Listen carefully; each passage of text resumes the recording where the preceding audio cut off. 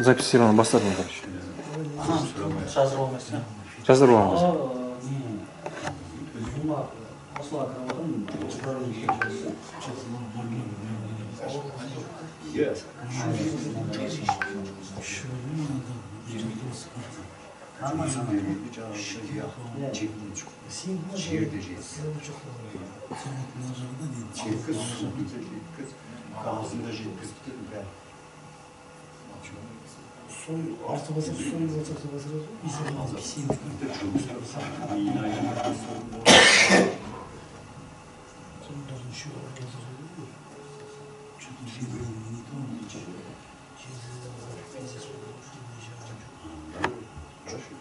Алло. Ага, қоғамдық тұлғаларды баставатырық біз, если что, естіліп қатырамыз.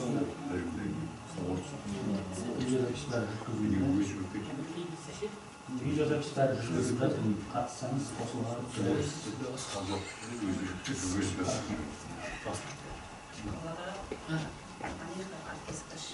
Бастай беру ме?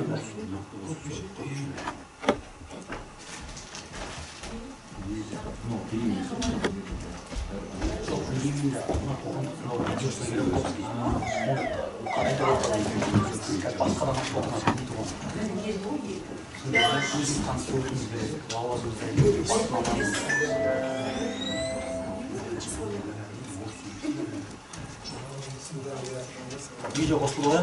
Иә, қосылды. Бол. Бастай беру.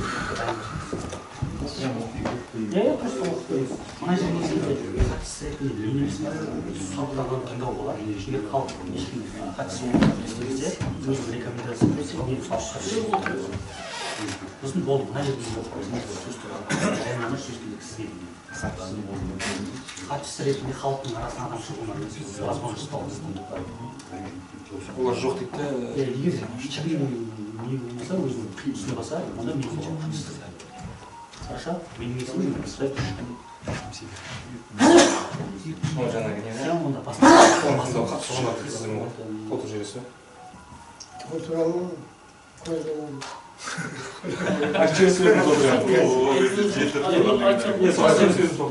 Баспармақпен баса салады. Жоқ, Қашып жүргізейін деп Жоқ, біз кім отырған жоқ, ешкім кіргізбейді ғой. Тізім жазу керек па, ана видео түсіріп отыр да? Салайды ғой. Мынау кісі кім деген айтып отырмаған. Шалдардың бәрі есі сөйлеу бойынша. Қазір бәрі отырады ғой, отырады ғой. Бәрі көріп шыға алмайсыз.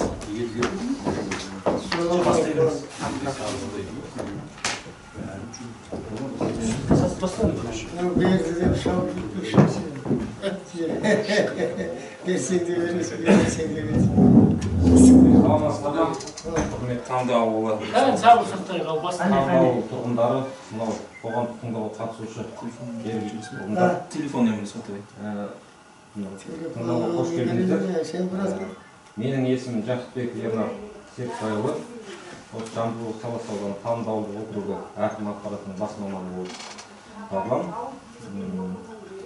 Қоғамдық тыңдау өткізуіміздің себебі Қаратау тас сынап жауапкершілігі шектеулі серіктестігі Жамбыл облысы Талас ауданы аумағында өрнек кен орнында құм қиыршық тас қоспасын өндіру жобасына экологиялық рұқсат алу үшін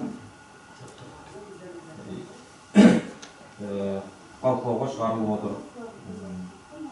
Қоғамдық тыңдау Қазақстан Республикасының экологиялық кодексінің 73-ші бабы Қазақстан Республикасының экология, геология және табиғи ресурстар министрінің 2021 жылғы 3 тамыздағы номер 286 қоғамдық тыңдауға өткізу қағидаларын бекіту туралы бұйрығына сәйкес жүргізілді. Бүгін қоғамдық тыңдаудың тапсырыс берушісі Қаратау тас сынап жауапкершілігі шектеулі серіктестігі болып табылады. Жиналысты бастамас бұрын қоғамдық тыңдаудың хатшысын сайлайды. Ауыл тұрғындары арасында бар ма? Ауыл тұрғындары арасында қоғамдық тыңдаудың қатысысы боламын дейтін адам бар ма екен? Онда жоқ болса, хатшы секретар боласыз ба? Секретар боласыз ба, хатшы? Онда қатысыз ретінде Мұхамбет өзіңіз ұсынамын. Олай болса, регламентті бекітіп алсақ, қоғамдық тыңдауларға қатысу. Başı. Мұсаев Дінмұхамед бауырымыздың хатшы болуына қарсылық жоқ па? Бұл кісі кім не қызмет істейсіз? Осы қоғамдық тыңдауды аяқталғаннан кейін бүкіл осы сұрақ жауап жобалаушы бәрін хаттамаға толтырамын. Сол хаттаманы толтыратын адам менің хатшысы болып саналамын. Егер араларыңыздың адам болса, өтініш қарсылығым жоқ. Дұрыс пайдалы. Олай болса, регламент бекітіп алсақ, қоғамдық тыңдауларға қатысушыларды тіркеу есебімен келісілген уақытта қоғамдық тыңдаулардың ашылуы 5 минут, баяндамашы сөз сөйлеу 10-15 минут, баяндамалар талқылау 15-20 минут. Баяндамалар бойынша қоғамдық тыңдауларға қатысушылардың ескертулері мен ұсыныстары тыңдалады. Баяндамашылар өз кезегінде қоғамдық тыңдауларға қатысушылардың ескертулері мен ұсыныстарына жауап береді. Қоғамдық тыңдаулар қорытындылау осы регламентпен келісесіздер ме? Қоғамдық тыңдаудың регламентіне келісесіздер ме? Келісеміз. Олай болса, қоғамдық тыңдаудың күн тәртібімен регламент туралы бекітілді.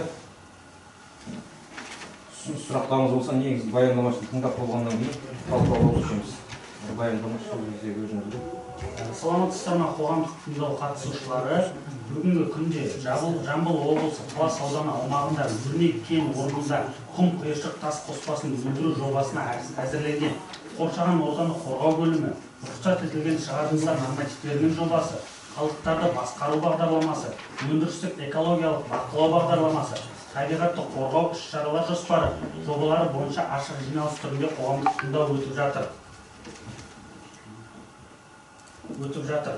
Өрнек құм қиыршық тас қоспасын өндіретін кен орны әкімшілік жағынан Жамбыл облысы Талас ауданында орналасқан. Ең жақын елді мекен Тамда ауылы 2 км қашықтықта орналасқан.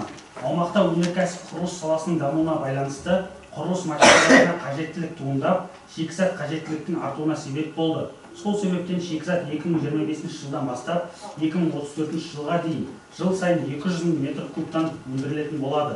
Жобаланған карьердің аумағы 105 гектар болып келеді. Қарастырылып отырған жоба аясында ғимараттар салу көзделмеген. Карьер ауданындағы вахталық кент ретінде жылжымалы вагондар алаңы және тау-кен көліктеріне арналған тұрақ жабдықталатын болады. Карьердің жұмысшы персоналдары тамақпен, шаруашылық ауыз су мақсатында сумен қамтамасыз ету ең жақын елді мекеннен болады. Карьердің іргелес аумағында вагон асхана, вагон кеңсе, күзет пункті, сондай-ақ биотуалет орналасатын болады. Күзет пунктінің вагоны түскі үзіліс үшін жұмысшылар үшін демалыс бөлмесі ретінде ішінара қайта жабдықталады. Кәсіпорын өз құрамында мынандай объектілер болады. Жаңа айтылып өткендей карьер, құнарлы қабат қоймасы, уақытша сақтауға арналған қойма, тұрмыстық алаңы, автожолдар, ішкі және сыртқы байланыс жолдары және тұрақ алаңы болады. Өрнек кен орнының өнімді шөгінділері өнімді қалыңдығы құм қиыршық тас қоспасымен ұсынылған. Ауданның топырағы агроэкологиялық әлеуеті төмен, суарусыз егіншілікке жарамсыз және тек өнімділігі төмен жайылымдық жерлер ретінде пайдалануы мүмкін. Кәсіпорын объектілері орналасқан жерлер құнарлы қабаттың сапасы бойынша орташа және төмен болып табылады. Шөгінділердің таяз тереңдігі өнімді қалыңдықтар мен тау жыныстарының қуаты ашық түрде құм қиыршық тас өндіруді алдын ала анықтайды. Ашылған жыныстарды бульдозермен немесе тиегішпен оңай алып тастауға болады.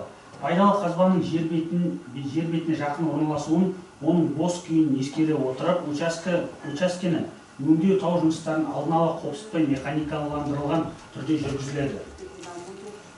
Жобада қабылданған кен орын игеру жүйесіне сәйкес құнарлы қабат автомобиль көлігімен жеткізіліп, сыртқы үйіндіге жиналатын болады. Сыртқы үйінді карьердің батыс бөлігінде баланстық қорлар контурларының артында орналасқан. Үйіндіге жинауға болжанатын ашылған жыныстардың жалпы көлемі 70 000 метр куб болып келеді. Ашылған жыныстардың көлемі 3,2 гектар жер. Құнарлы қабат қоймасына жеткізу жүк көтергіштігі 25 тонна болатын Хова карьерлік автосамосвалдарымен жүзеге асырылады. үйінді қалыптастыру кезінде үйінділердің пайда болуының перифериялық бульдозерлік әдісі қабылданды.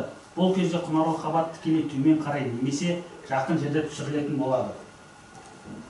Жоба аясында өрнек кен орнында игеру ашық әдіспен көзделген. Тау-кен жұмыс жоспары бойынша жарылыс жұмыстары жүргізілмейді. Жоба бойынша құм қиыршық тасты қоспасын өндіру, экскаватор автомобиль кешенінің өндіру жұмыстарын жүргізудің технологиялық схемасы қабылданды. Бұл схема келесі дәйекті операцияларда орындалуын қарастырады. Hyundai типті экскаватормен пайдалы қазбаларды қазу, пайдалы қазбаны жүк көтергіштігі 25 тонна болатындай Хово үлгісіндегі автокөлікпен тиеу, пайдалы қазбаларды автокөлікпен тұтынушыға дейін немесе пайдалы қазбалардың уақытша қоймасына дейін тасу. Бөлімде кен орнында өндіру кезіндегі ауаны ластаушы көздері болып, ашылған жыныстарды алу кезіндегі бульдозердің жұмысы, ашылған жұмыстарды тиеу кезіндегі тиегіштің жұмысы, ашылған жұмыстарды Хово автосамосвалмен тасымалдау кезіндегі жұмыс, төгіп оны үйіндеу кезіндегі жұмыстар, автосамосвалға пайдалы қазбаны тиеу кезіндегі экскаватордың жұмысы, пайдалы қазбаларды тасымалдау автокөліктерінің жұмысы болып келеді. Ауаны ластаушы көздері. Сол ауаны тасымалдау кезінде ластаушы көздерінен 2,2 тонна ауаға загрязняющие вещества дейді ғой, ластаушы заттар шығады. Оның бәрі 100% шаң болып келеді. Игеру жұмыстарын жүргізу кезінде топырақ жамылғысының күйіне келесі факторлар әсер етеді. Алаңдарды қазу, жоспарлау процесінде механикалық әсер ету, автомобиль көлігі мен арнайы техниканың жұмысына байланысты химиялық әсер ету. Қазақстан Республикасының экологиялық кодексінің 238 бабына сәйкес жер қойнауын пайдаланушылар жер қойнауын пайдалану жөніндегі операцияларды жүргізу кезінде, сондай-ақ жердің бұзылуына байланысты құрылыс және өзге де жұмыстарды жүргізген кезде бөлінген жерлерді қалпына келтіруге жүзеге асыруға міндетті. Әрбір қызметтің нәтижесінде өндіріс және тұтыну қалдықтары түзілетін жеке және заңды тұлғалар олардың меншік иелері болып табылады және олар пайда болған кезден бастап қалдықтармен қауіпсіз жұмыс істеуге жауапты болады. Қалдықтардың түрлері қалдықтарды жіктеуішінің негізінде айқындалады. Өндіріс және тұтыну қалдықтары бұл өндіріс және басқа қызмет барысында немесе аяқталғаннан кейін, оның ішінде өнімді тұтыну кезінде пайда болатын өнімдердің қалдықтары. Осы кен орнында пайдалану кезінде келесі қалдықтар түзіледі.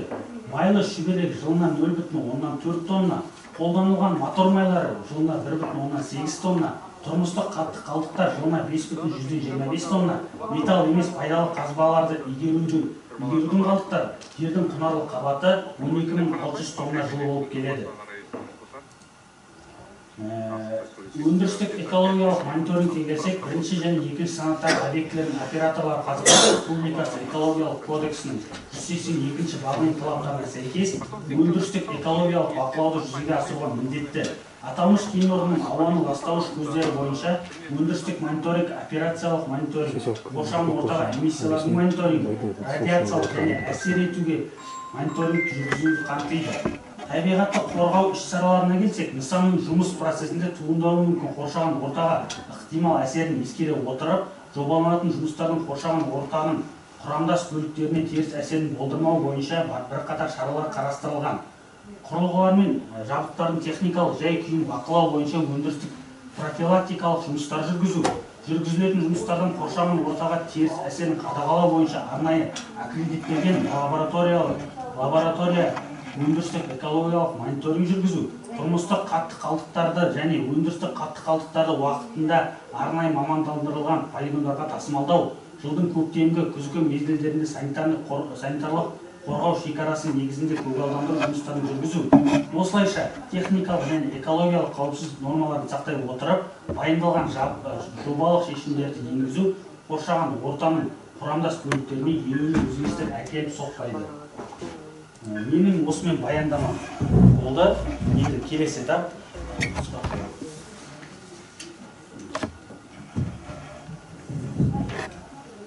Баяндамашыға ұсыныс пікірлеріңіз, сұрақтарыңыз бар ма? Сұрақтарыңыз болса, айта беріңіздер. Осы жоба бойынша экологиялық.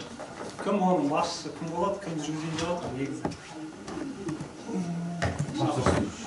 тапсырыс беруші қазір бізде Қаратау тасыма жауапкершілігі шектеулі серіктестік. Бұл жерден жаңа не шығады ғой? Жерде ешқандай завод құрмаймыз. Ешқандай жылжымайтын ғимарат құрылыс болмайды. Вагончиктер тұрады, не тұрады?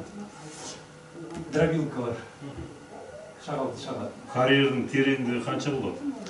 Карьердің тереңдігі Жоқ, енді бұл жерде ше, мысалға енді біз ертең бәрі сұрақ не болады ғой. Мысалға өзеннен су ағып жатыр ғой.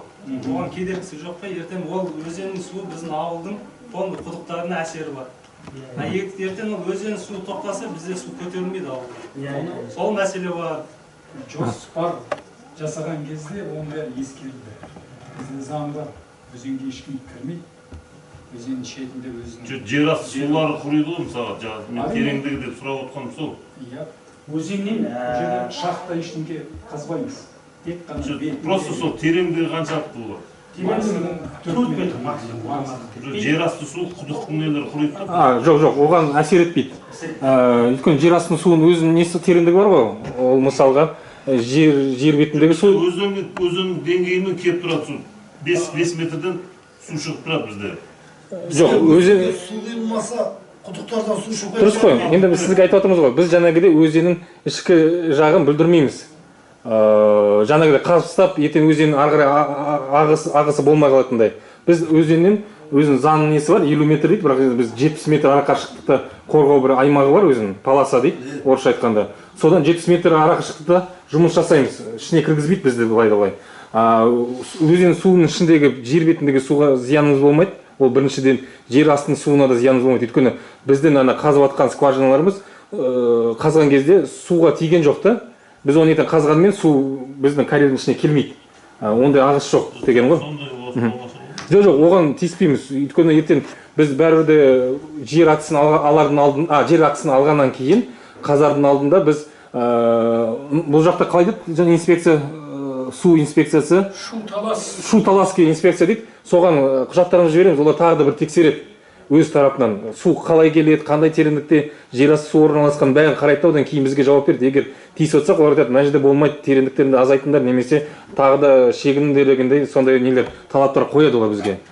Егер сондай болып жатса дегенім ғой, ол ертең олар арқылы өтеді. Бағана да бірінші қоғамдық тыңдауда сол туралы айтылған. Ертең біз олардан согласование дейді ғой, жаңа өзінің талаптары бойынша құжаттарды тексертеміз оларға. Ол су аналар өзеннен келеді деп айтып отыр. Ол өзеннен суды ақпайды. Әуітті толтырады бірінші. Әуіттен келеді бізге су. Мен өмір бойы жерде өмір сүрген адаммын. Мынау Билікөлге қойып құйылатын су. Жазда 1 грамм су болмай қалады. Жоқ, жазда болмағанда Иә, сенің құдығың міне жақта, сен темір жолдың ар жағынан құдығың бар. Жер асты сулары Жер асты су қайдан келеді, білесіңдер ме? Әуітімден келеді сенің. Көктемде өзенге су алады ғой. Иә, Жақсы. Ол су тартылып қалған кезде ол өзеннен емес, сенің міне жақтан келген, тасып келген суыңдан көтеріледі. Мен оны үйімді білесің ғой, делімі. Жаңа айтқым келген, біз бірақ заң бойынша бізге болмайды оның қастан қазуға да. Ертең өйткені суды бұзып тастаймыз дейді да. Арнасын бұзуға болмайды, судың арнасын бұзуға болмайды.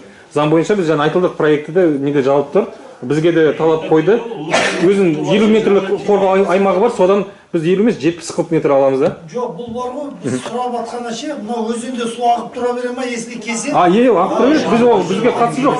Соны түсінді мен сіз сұрағыңызды, соны жауап беріп отқаным ғой. Сол су ой керек. Оған тиіспейміз. Ол біріншіден, екіншіден... Жоқ, ағып тұрады ғой. Екіншіден жаңағы айтқым келгені бізді бәрі тексереді дегенім ғой. Бетпетсе ақпайды ғой, қазып қазып. Бұлар қазады ғой, мәселе қаяқты жазып. Вот соны жаңағы айтып отқаным сол ғой. Ол қазады ғой, қазір сен былай айтып алсың. Оны Құдай біледі қалай қазасын. Жоқ, ол Құдай білгеннен тексереді ғой деген ғой бізде. Қазір үкімет бұрынғыдай қалай мақан қаздыра бермейді. Иә. Қазір мына жақта үстіде спутник бар.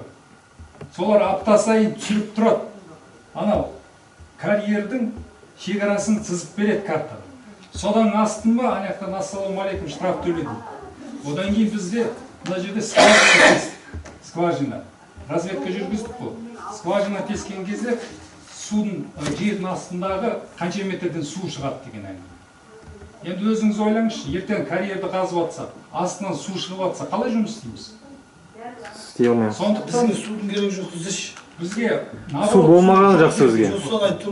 сондықтан біз терең қазбаймыз. Біз тексердік қой, су қанша метрден шығады. Мысалы, енді ол күнге байланысты ол көктемде көтеріледі, жазға түседі деген әңгіме. Сондықтан бұлай қарап 4 метрден терең қазбайтын болды. Өзенге жоламаймыз. Өзенге ешқандай тоспа, кедергі, бұлай бұру деген жоқ. Оның бәрі спутникпен сүйретіп түсіріп қойған, жақындашы. Тарс еткізетті штраф. Осы саған міне ақтағы ауылға кемепті де. Келеді, әуіттен келеді бізге. Әуітті толтыруды ойла. Мен өмір бойы жүрді. Анау Жаңабай құдығы деген жалғыз құдық болған. Сөніге Пернабайдың үйін жанында бір-ақ құдық, екі-ақ құдық болған біздің Қаратауда. Жаңабай құдығынан тасыған біз. Әуітте су болса, бұл жерде болады. Сенің әлемінде миллион су ақсын міне бәледі бұл. Тағы сұрақтарыңыз болса қоя беріңіздер. Жақсы білесіңдер. Сендер ондай сұрақ Жоқ, жауап бер, оған сұрақ қою беріңіз, әрине. Оған машине жоқ қой, қою керек қой. Жайылмаса, Бейнекөлдің анау Ақкөлдің көліне құяды. Өзеннің атасы пайдасы бар, ана жақта малымыз бар дегендей жайлады. Әрине. Малымыз жайлады. Жайылғанда ана жерде су жоқ қой. Жоқ, қалай су шықпай көрді бізде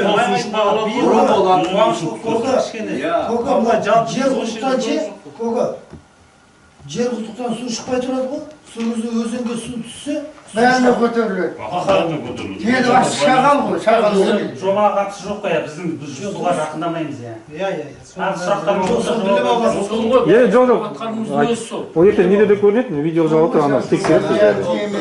Карьердің жаңағы келеңсіздігіне де байланысты ғой. Әрине. Өз-өзіне қарай суды ағар болса, өзіне қарай тартып алса, дұрыс айтасың. Карьер терең болған. Дұрыс, ол айтыңыз дұрыс. Сол үшін біз ондайға нетпейміз, көрсеттік су несін алмаймыз дегенде. Бізге де ол қолайсыз болады дейді қазуға. Тағы сұрақтарыңыз бар ма? Тағы сұрақ болсаңыз жобаға қатысты.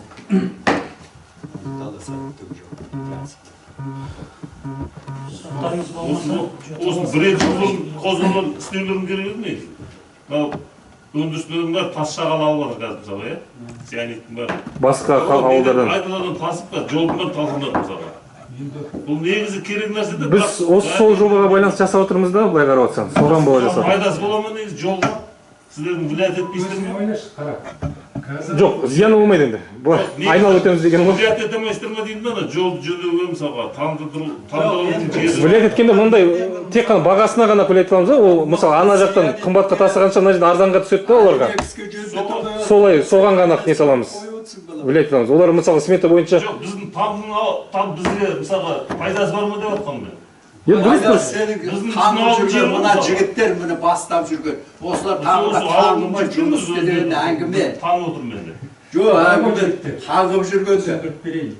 Жұмыс істемей қойыңдар онда, тастаңдар, керегі жоқ. Сен де істеме. Біріншіден, қайтып ауға тауып жейсің. Қаяқтан келіп отыр? Бөліп отырмын. Су тарасынан келеді, дұрыс па? 25-30 тонна қобалар келеді, дұрыс па? Жолдың бәрін талқан шығарыз. Қобамен тасты жібатқан кім? Мына екі завод, дұрыс па? Олар аптасына бір рет қоба ауылға кіре ме, кірмей ме, дұрыс па? Жоқ, бұяққа қоба кірмейді, трассамен жүріп отырған. Трассаны құрып тұрды, Трассамен енді біз шағал қазатын жеріміз тураны бейітті білесіз, Қаратаудың. Содан берілген. Сондықтан бұл біздің машина ауылға кірмейді. Мен түсініп отыр. Қалаға бармайды, ауылдың жолдарын бұзбай, жолдан асаттар қарай заводқа. Жоқ, ана қазір айтып атқанда, бұл жерде болғанда, мынау трасса құрмайды деп жатыр да, тараздан тасып, жолдың бәрін бычыт қылды деп жатыр да. Соны айтып отырмын, қанша керек деп жатыр да, бұл трассалар, нагрузкалар түседі. Ары бері қобалар айдамайды, ол бір. Екіншіден бағасы. Арзандау болады. Әрине. Үшіншісі, заңда белгіленген. Мына жер қойнауын пайдаланушылар бар ғой. Соларға заң жүзінде мойнына не сап берген. Егер сен мына жерден ассаң, жергілікті халыққа көмек көрсетесің. Ол Вот заңда мен жазылған. сұрағым соны. Сонда жазылған. Мысалы бізге лицензия берген кезде бүйтіп жазған. Осыншама миллион сен барлауға жұмсайсың. Демек анау басқа жер қойнауын іздейсің. Бір, екінші инфраструктура жасайсың. Бұл не? Жол жасайсың, тоқтатасың. Бұл өзімізге. Үшінші деді, мына әлеуметтік шығындар дейді. Әлеуметтік шығындар қандай? Сен қай жерде отырсың, сол ең жақын мекенжайға көмек көрсетесің. Сумасын жазып берген. Мысалы бізде ана тамды. Демек тамдыға міндетті түрде көмек көрсетеміз біз. Біз қазір жұмысты бастаймыз, кіріс кіреді, содан бастап бізді өкімет қадағалайды. Жыл сайын біз есеп тапсырамыз. Сен бізге әлеуметтік қоғамға қандай пайдаң бар, не пайдаң бар, қанша соны жұмсадың. Бұл жерде не кіреді? Іс-әрекет кіреді. Болмаса қаржы, болмаса материал. Ол заңда белгіленген. Біз жыл сайын сол бойынша есеп тапсырамыз. Әкімшілік неде жамбылға. Сондықтан по-любому сізде үлеке жасауымыз керек. Соны жасалынады. Көмегі бар ма тамдыға? Ол бөлек бұған қатысымен жобаға бұлардың лицензиясында жалып тұрады онда. Сізде мына цианид бар, анау бар. Солардан талап ету керек қой. Не істейсің бе? Анда-санда мазалап қою керек. Ондай дәу организациялар бой өрмейді деген ма? Солай ғой. Жоғар жақпен сөйлес көзет деген. Біз сөз өтпейді ғой. Шайнаймыз Оласа бәріміз жұмыс істейік деген, сен де сондай бір бәлен ойлап тауға дейді. Дұрыс қой, сол сұрамазын қашын жөнде. Жоқ, мен өзі таңдап отырмын да. Бұны өзбек кез келген үйінде цехы бар. Сен неге жасамайсың сен? Қалай қолдан келмейді? Аға одан қоғамдық тыңдауды ары қарай жалғастырсақ бола ма? Давай. Сұрақтарыңыз бар ма тағы да? Басқа бар ма тағы? Осы жобаға байланысты сұрақтарыңыз болса қоя беріңіздер. Басқа бізде сұрақ жоқ. Менде бір сұрақ бар. Неге бұндай нәрсені біздің қазақ халқы бар, басқа бар, неге қолдамайды? Енді ол жағына жауап бере алмаймын. Неге қолдамайды? Істейім десе бәрі жабылады. Маған қандай пайдасы бар деп. Сіздерде ше мынау? Барлықтары істеңдер. Барлығын жоба ғой мысалы? Кім істесе де. 10 жыл ма? 10 жыл. Қанша 100? Бары жақсы. Жалпы 105 гектар жайылымға. Ата біз ондай қарсы емеспіз. Просто сұрап біліп жатырмық қой, қалай болады. Оны рекультивация болады. Бізге де жақсы. Оған отдельно қоғамдық тыңдау болады. Заң бойынша солай. Әңгіме одан жоқ, мен одан емес. Шағалшылармы, тоқшылармы, жұмыс істегенді айтып отырмын. Неге біздің кез келген қазақтың баласы істемейді деп. Онда қоғам... Неге анау? Айтамыз екен. Қырғызда, өзбектердің күніге көрінген үйінде жасайды. Қытайда айтпақ қояды. Соның запчасымен барлық мәшинең жүріп жүр ана Қытайда. Қазақтың бәрі байып кеткен. Қарымта қой. Коррупция ғой бізде. Қарымта. Сендер бүйтесіңдер, ана жоғарыда отқан вообще жаман олар. Ақша беру керек оған. Істемейді қайтыпсың? Онда қоғамдық тыңдауға сұрақтар бар ма тағы да? Басқа тағы сұрақтарыңыз бар ма? Жоқ, жауап. Жоқ болса, қоғамдық тыңдауды өтті деп есептейік. Қатысқандарыңызға рахмет. Жауапты жариялаймыз. Қатысқандарыңызға рахмет сіздерге. Енді жігіттер, қайсыларыңдар погрузчиктер. Ондай жоқ қой погрузчиктер. Болмаса